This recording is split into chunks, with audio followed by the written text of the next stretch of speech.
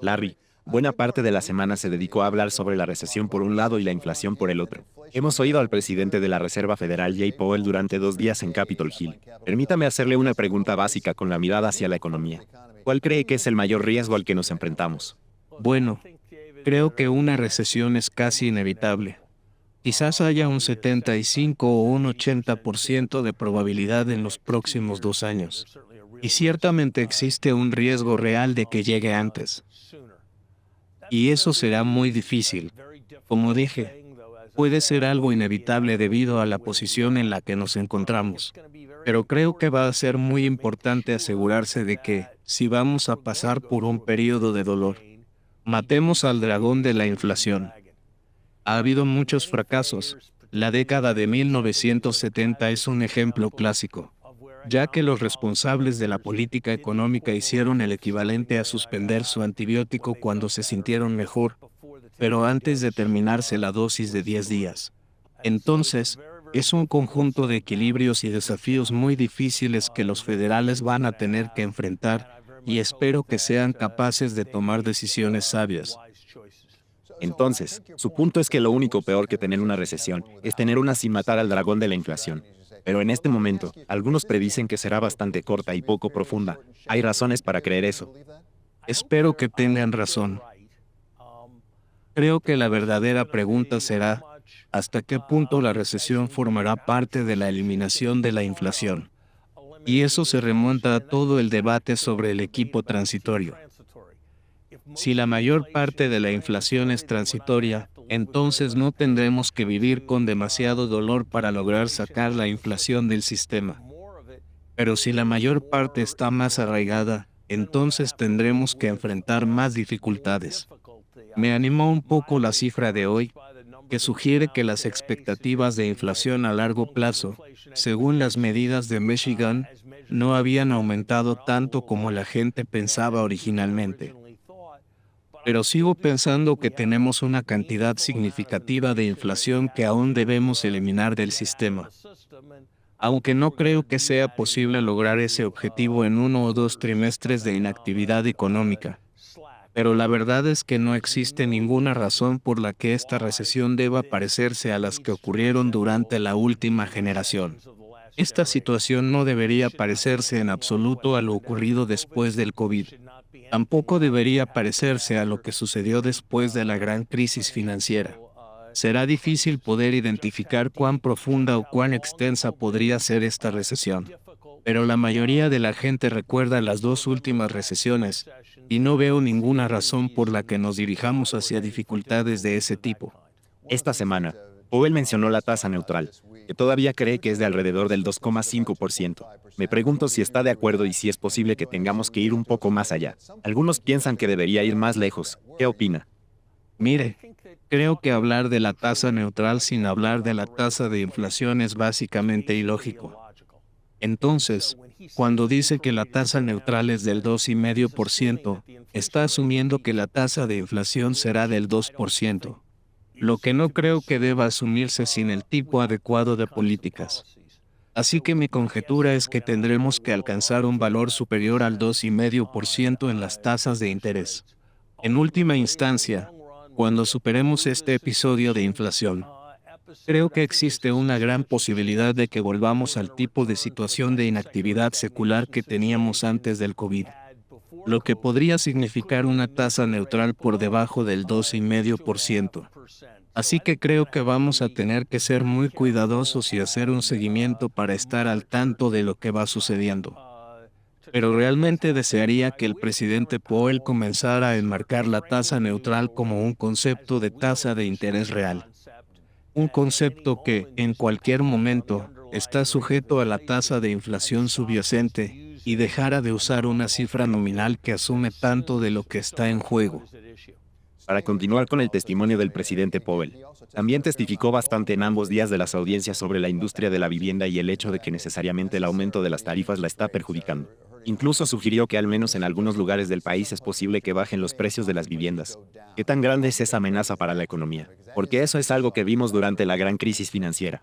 Creo que en este momento nos encontramos en una situación mucho menos precaria en materia de vivienda que durante la gran crisis financiera.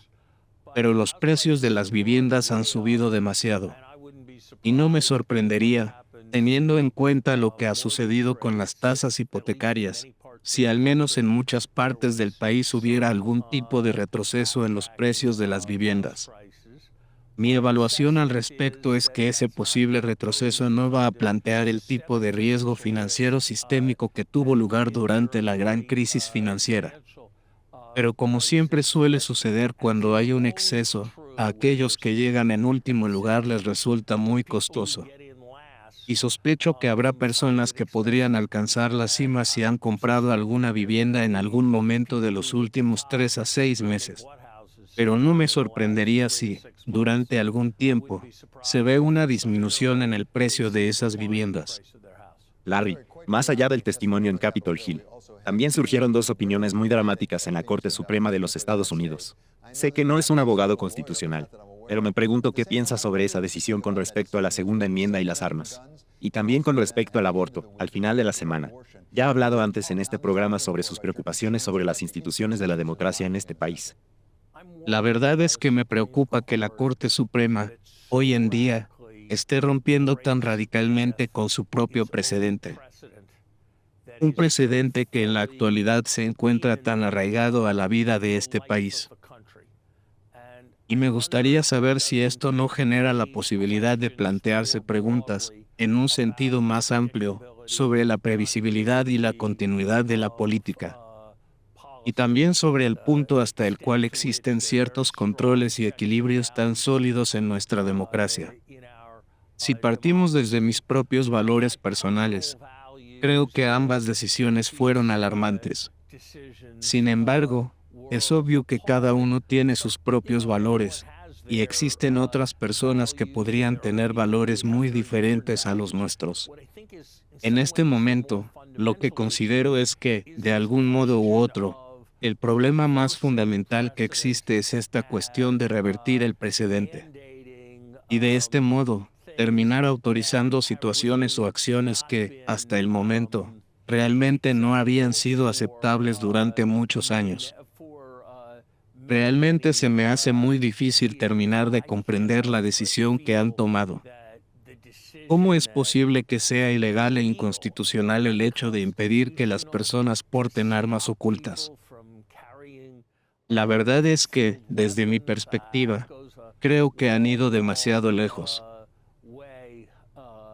Además, considero que el caso de Roe versus Wade ha sido una parte tan importante de la vida de los estadounidenses, que eliminarlo por completo, y de la forma en que lo hicieron, incluso cuando la Corte estaba completamente dividida, sinceramente es una especie de acto bastante desconcertante.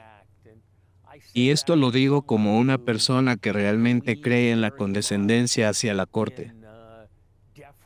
Definitivamente puedo decir que yo no formé parte del grupo de los que atacaron a la Corte por la decisión que tomaron frente al caso Bush versus Gore, aunque no haya sido una decisión que me gustara o que apoyara. Yo no era de los que estaba preparado para atacar a la Corte por la decisión que tomaron en el caso Ciudadanos Unidos. Con respecto al caso del financiamiento corporativo de la política, aunque fue una decisión con la que no estaba de acuerdo, creo que estas son realmente decisiones bastante radicales de un modo particular, en cuanto a cambiar los puntos de vista de larga data de la Corte Suprema. Y eso me preocupa de manera fundamental. Larry, terminemos con uno de sus pasatiempos favoritos, el golf. Recuerdo que ha logrado un hoyo en uno este año. En este momento tenemos esta gran disputa en el golf profesional, entre el PGA y el LIV Golf. ¿Cuál es su opinión sobre este nuevo acontecimiento? De alguna manera, David, creo que es una pelea entre aquellos que tienen muchos derechos y aquellos que tienen muchos privilegios. Pero creo que dice algo realmente muy interesante sobre nuestra economía en general. Cuando tenías al PGA con un monopolio, tenías una cierta distribución de recompensas entre el golfista número 3 y el golfista número 103. Ahora, cuando todo se vuelva competitivo, las superestrellas obtendrán más si van al LIV, y para mantenerlas, obtendrán más si se quedan en el PGA. Creo que es una metáfora de mucho de lo que está sucediendo en nuestra economía.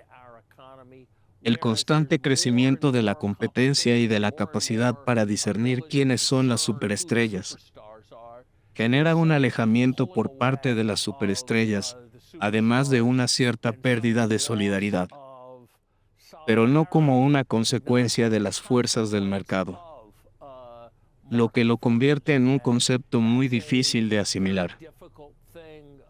Esto se debe a que hay mucha eficiencia que proviene de esas fuerzas del mercado.